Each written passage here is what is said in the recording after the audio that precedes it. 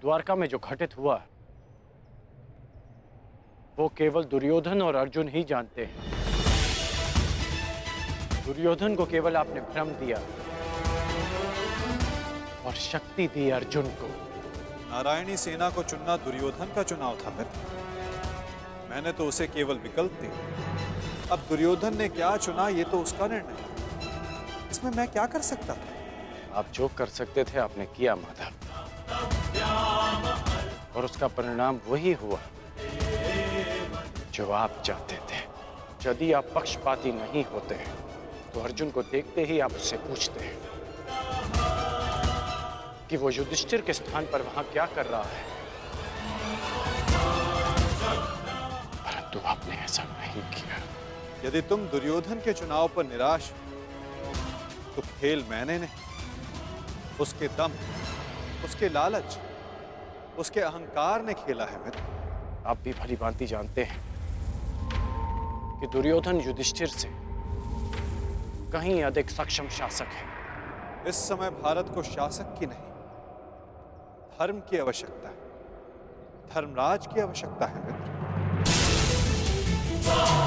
फिर भी मैंने तुम्हारे तथाकथित सक्षम शासक को विकल्प दिए मित्र, जो विकल्प चुनने में ही चूक गया। वो कैसा सक्षम शासक मित्र? और मेरे विकल्प का क्या? आपने मुझे विकल्प क्यों नहीं दिया? कौरवों और पांडवों के मध्य आपने मुझे क्यों छोड़ दिया? क्या आपकी दृष्टि में मेरा कोई महत्व नहीं केशव? मैंने तो सदैव तुम्हें विकल्प दिए मित्र। अब तुमने ही मुझे नहीं चुना तो उसके लिए तुम स्वयं उत्तरदायी। मैंने तो वर्षों पहले तुम्हारा सारथी बनना स्वीकार किया था मित्र, परंतु तुमने ही अलग मार्ग चुना। मैं तुम्हें सदा धर्म के लिए लड़ते देखना चाहता था, परंतु तुमने सदैव दुर्योधन के छल का साथ लिया। परंतु अब भी कुछ नहीं बिगड़ा। तुम्हारे लिए अब भी अवसर शेष है मित्र। तुम मनुष्य श्रेष्ठ हो, परंतु अनुचित स्थान पर। उचित स्थान का चुनाव करो मित्र। ये विकल्प नहीं है माधव, और यदि आप इसी को विकल्प कहते हैं तो आप ऐसा विकल्प मुझे अनेक बार दे चुके हैं, और मैंने सदा आपसे कहा कि ऐसा संभव नहीं है। मुझे इस बात का खेद रहेगा कि आप मेरे साथ नहीं होंगे, परंतु ये खेद मैं अपने मित्र को नहीं होने दूंगा, जिस मित्र ने मुझ पर विश्वास किया। आप अपना धर्म निभाइए और मैं अपना ऋण चुकाऊंगा वासुदेव।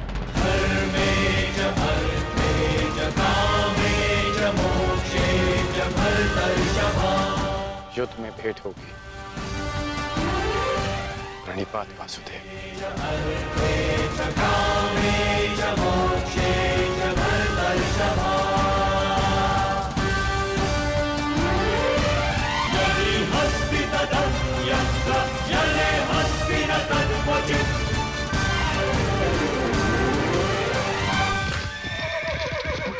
नहीं मित्र, युद्ध से पूर्व हमारी भेंट होगी और मैं तुम्हें एक और अवसर दूंगा। तुम्हें आभास कराऊंगा कि जितना सम्मान तुम्हें चाहिए उससे कहीं अधिक सम्मान के योग्य हो तुम। अगली भेंट में तुम्हारी वास्तविकता से भेंट करवाऊंगा मित्र। तुम्हें ज्ञात होगा कि तुम वास्तव में कौन हो। आशा है कि उस दिन तुम उचित विकल्प चुनोगे मित्र।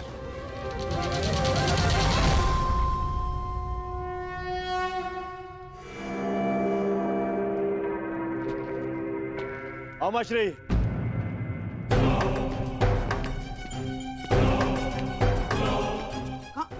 कहाँ थे तुम? मैं कब से तुम्हारी प्रतीक्षा कर रहा हूँ। बताओ क्या हुआ द्वारका में? और उस छलिया के रहते तुमने नारायणी सेना को कैसे अध्ययन किया आपने? हैं? अब बैठिए तो बैठिए। अरे मामा श्री, आज तक आप अपनी चालों से मुझे आश्चर्य में डालते थे, परंतु आज मैंने इतनी बड़ी वजह से आपको और सबको आश्चर्य में डाल दिया।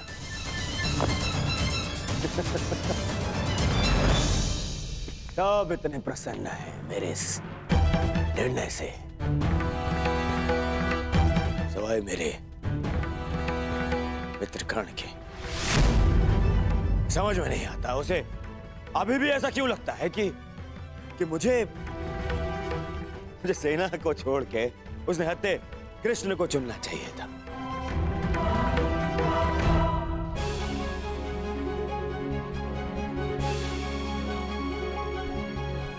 आज वासुदेव हमारे साथ हैं,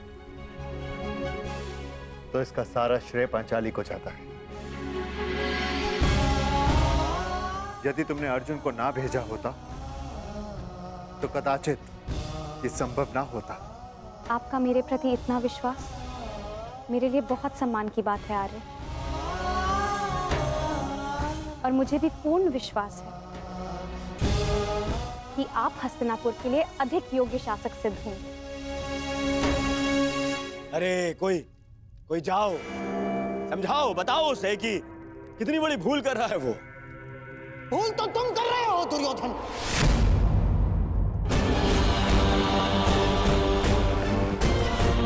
आज पहली बार मैं कर्ण से सहमत हूं। तुम्हें नारायणी सेना के स्थान पर कृष्ण को ही चुनना था, ये क्या कर लिया तुमने? अरे मैंने क्या किया मामाश्री?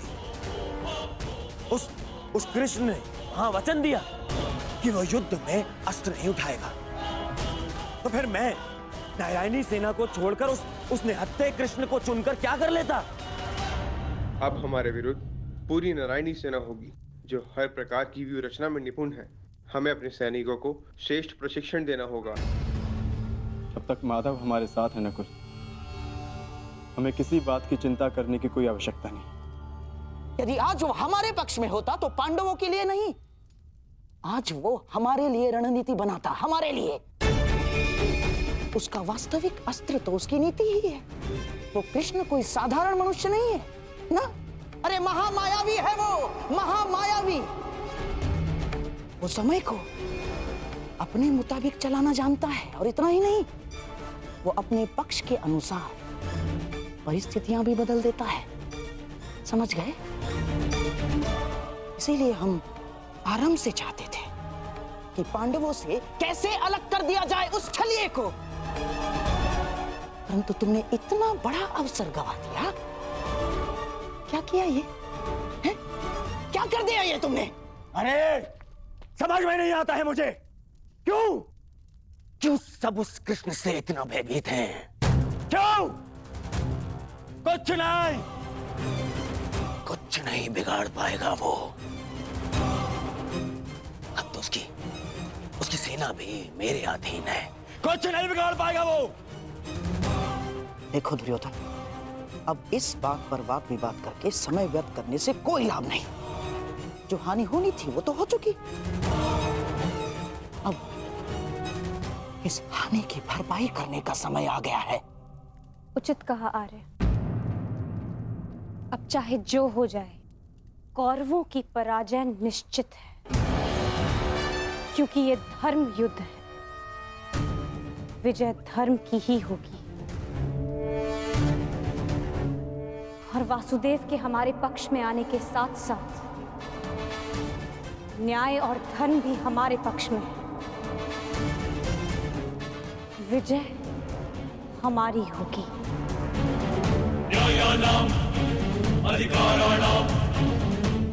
ये महाभारत भारत का नवनिर्माण करेगा।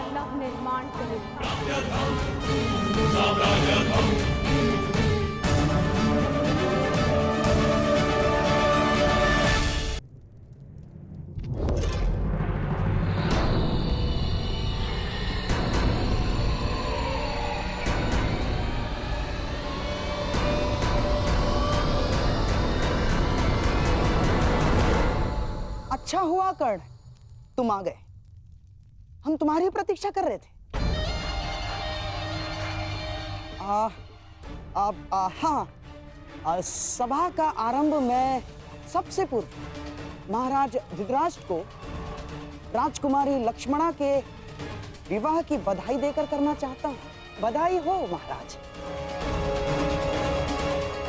और हाँ, अत्यंत खेद के साथ मुझे ये भी कहना पड़ रहा है कि ये अंतिम शुभ अवसर था जिसमें सारे कुरुकुल ने भाग लिया। हाँ, क्या पता इस युद्ध के पश्चात कौन जीवित रहेगा और कौन नहीं।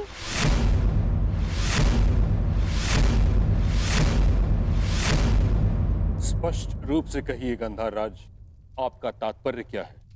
अब से पूर्व तो आपने इस प्रकार के विचार कभी प्रकट नहीं किए, और अब जब दुर्योधन ने कृष्ण को ना चुनकर नारायणी सेना को चुना है, तो अब इस प्रकार के विचार क्यों? आपका प्रश्न उचित है महामहिम, परंतु यदि मैं अपनी भूल स्वीकार भी करता हूं, तो क्या वो भूल मैं सुधार सकता हूं? कर्ण, तुम्हारा इस विषय में क्या कहना है? मेरा मानना है कि हमें वार्तालाप में समय व्यर्थ नहीं करना चाहिए। हमें अपनी सेना को प्रशिक्षण देकर उन्हें और शक्तिशाली बनाना होगा। अपनी सेना में अधिक से अधिक महान योद्धाओं को एकत्रित करना होगा। मेरा एक और मानना है कि हमें युद्ध के लिए तत्पर रहना चाहिए।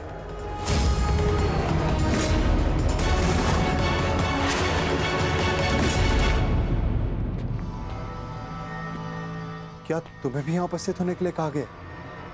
हाँ भ्राताश्री, मुझे प्रहरी ने निद्रा से उठाकर संदेश दिया कि हमें शीघ्र ही यहाँ उपस्थित होना है। परंतु क्यों और किसके आदेश पे? ये आदेश मैंने दिया है।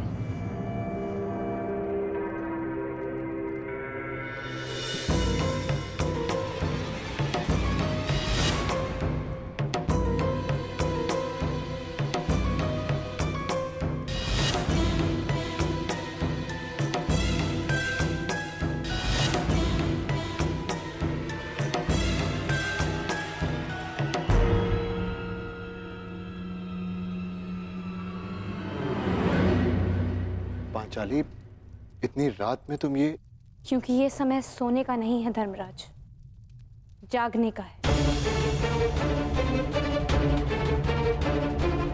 और जो बात मैं कहना चाहती हूँ उसके लिए सूर्योदय की प्रतीक्षा नहीं कर सकती। ऐसा क्या है पांचाली?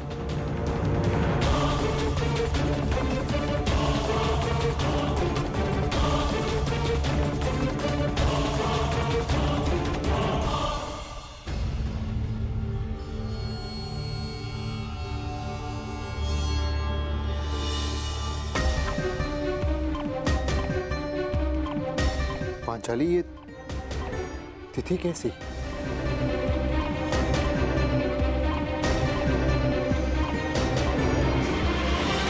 ये वो तिथि है आर्य जिस दिन हम कौरवों के विरुद्ध युद्ध आरंभ करेंगे। यदि ये युद्ध हुआ तो कितने योद्धा और कितने सैनिक मारे जाएंगे? महाराज, इस तथ्य से सभा में उपस्थित सभी मनुष्य अवगत हैं। हाँ, ये भी तो हो सकता है कि हम में से किसी को युद्ध में जाने की आवश्यकता ना पड़े।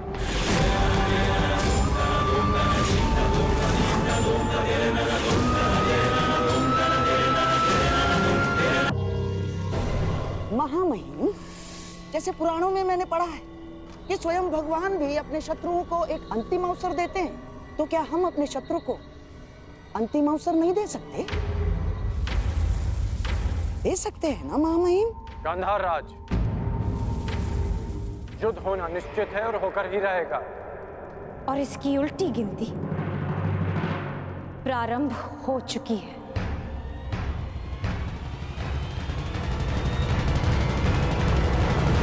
मैं तुम्हारे विचारों से सहमत नहीं हूं।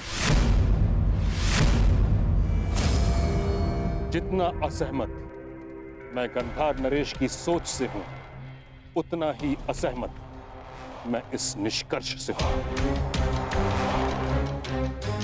हर परिस्थिति में संधि युद्ध से श्रेष्ठ होती है। हमें पांडवों से संधि वार्ता कर लेनी चाहिए। युद्ध अभी प्रारंभ नहीं हुआ है महाराज, हम इसे रोकने का प्रयास कर रहे हैं। हमें पांडवों से शांति वार्ता करनी चाहिए। मैं जानता हूं कि आप भी ये युद्ध रोकना चाहते हैं, हम भी नहीं चाहते कि ये युद्ध हो। हमारा प्रयास है कि हस्तिनापुर के मस्तक पर इस महाविनाशी युद्ध का कलंक न लगे। ठीक है ताक्षरी, यदि यह हस्तिनापुर के भविष्य का प्रश्न है तो हम अपने दूत को पांडवों के समक्ष भेजने की आज्ञा देते हैं। हमें उन तक संदेश देना है कि हस्तिनापुर भी इस युद्ध के विरुद्ध है। और युद्ध के अंतिम दिन मैं अपने अपमान का प्रतिशोध लूंगी।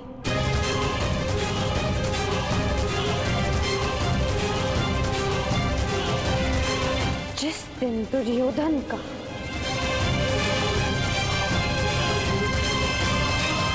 अंत होगा।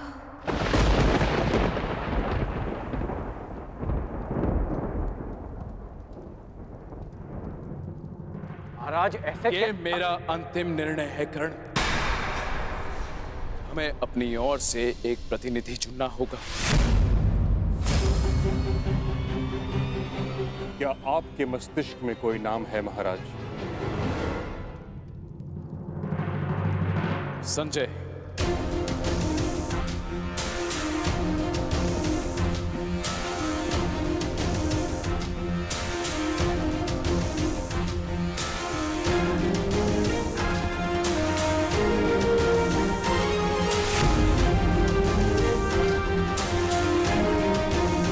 प्रणिपात महाराज।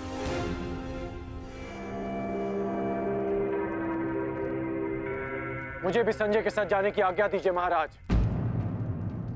नहीं कर्ण, यह एक अत्यंत संवेदनशील प्रकरण है। हमें योद्धा नहीं, नीतिपरक मनुष्य चाहिए।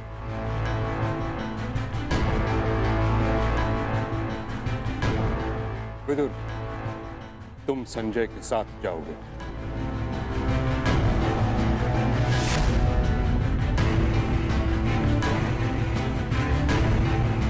तो ठीक है, विदुर और संजय दोनों हस्तिनापुर की ओर से शांति प्रस्ताव लेकर जाएंगे। ये एक पारिवारिक प्रकरण है और हम नहीं चाहते कि परिजन ही परिजनों का रक्त बहाए। उचित है पांचाली, उचित है। अब ये युद्ध तुम्हारे बताए हुए दिन ही आरंभ होगा।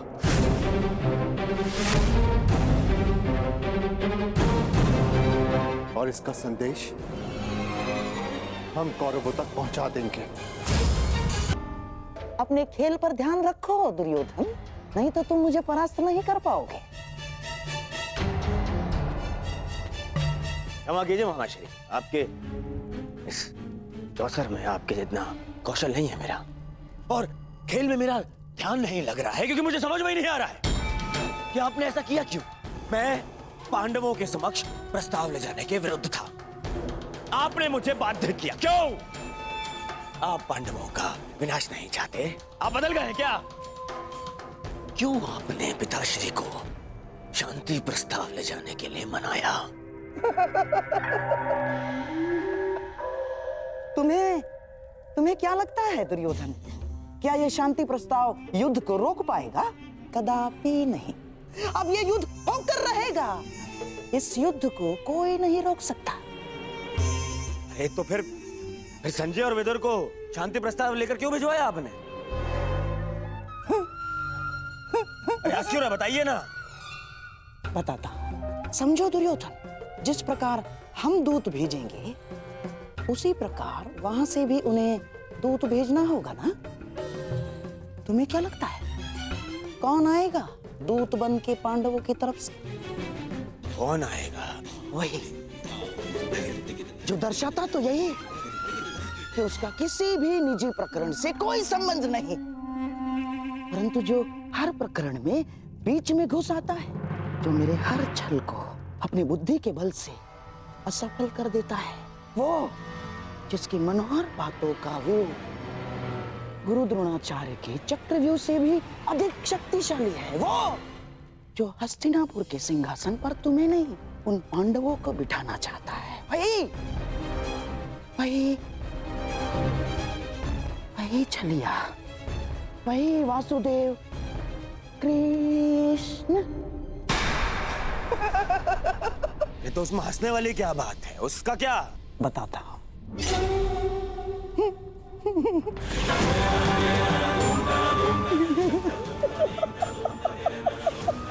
चलिए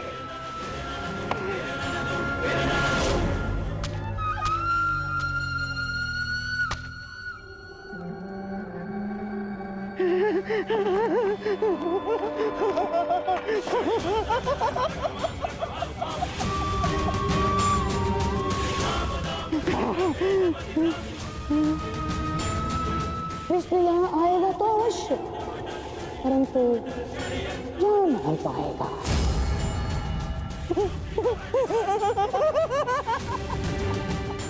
जा नहीं पाएगा।